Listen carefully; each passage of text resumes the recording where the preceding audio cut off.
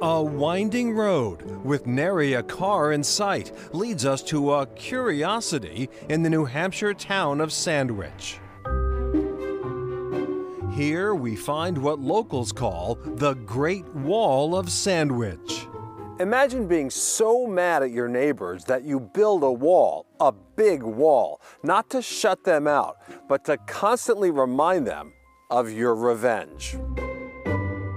Isaac Adams, born in 1802, was a cabinet maker's apprentice. He had dreams beyond Sandwich, but was low on funds. He tried to convince the neighbors to pony up the money for the coach fare to Boston. There was a flat no. And he quite literally left town shaking his fists, telling the people that I'll be back, and when I come back, I'm going to buy all your houses and knock them down. And by God, he did. Jim Mickland is director of the Sandwich Historical Society. He says Adams eventually made it to Boston, where he invented a steam-powered printing press. Isaac Adams revolutionized the whole printing industry. He sold the patents for it and made a lot of money. When Adams retired, he returned to Sandwich and built this manor on a hill. He then fulfilled the pledge of his youth. He bought up all these farms. At one point, his estate was about 2,600 acres. In 1874, Adams hired locals to construct a mile-long, 10-foot-wide wall around his property. The fill for the wall, and this is a great part of the story, is the front steps and foundations of all these houses that he bought and torn down. One might call Isaac Adams a rubble rouser. He continued thumbing his nose at townsfolk by erecting this statue. The mythical Niobe was punished severely by the Greek gods for her hubris. So was he a chronic malcontent or just a nasty fellow? If you looked up the word narcissist in the dictionary, his picture would be prominently displayed. But it's a gorgeous wall. And at the time, they figured that it probably cost about $350,000, which today would be about $7 million. Just to build a wall? Just to build this wall, the Great Wall of Sandwich. Fortunately, today's residents of Sandwich are far more hospitable. This right here is the raclette menu. This place has become kind of the living room of Sandwich. Open every day for breakfast, lunch, and dinner, locals say the Foothills is more than just a restaurant. I love the Foothills because it always offers a great community. It's nice to see you.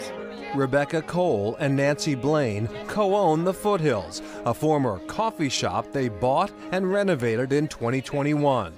I could picture a bar that the whole town gathered around.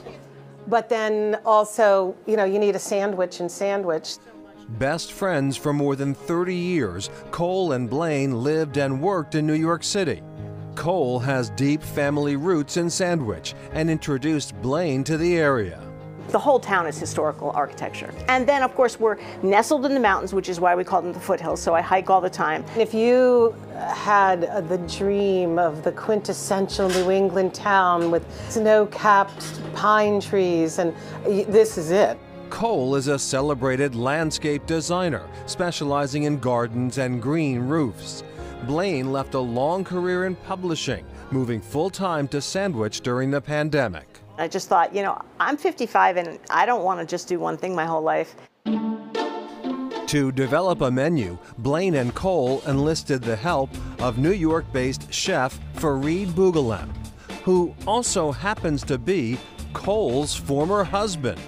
A native of the French Alps, Chef Bougalem came up with raclette night. Raclette is a cheese. It's a Swiss cheese. It's mostly in the Alps. Very popular on the ski resort. Diners grill cheese at their tables, dipping meat, potatoes, and other vegetables. This is my first time really experiencing this, and it is amazing. How lucky are we that we have this French chef up in the mountains?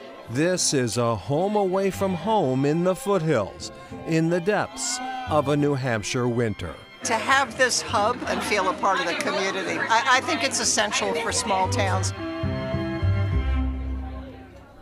Wow, and Nancy and Rebecca say that the Foothills also offers some amenities and groceries for people in town. Which is important because the nearest grocery store is about 20 minutes away. By the way, Raclette Night is a special dinner series during the wintertime. It's been so popular, though, they're talking about extending it now. Oh, that's nice. Up next, hockey in its native environment.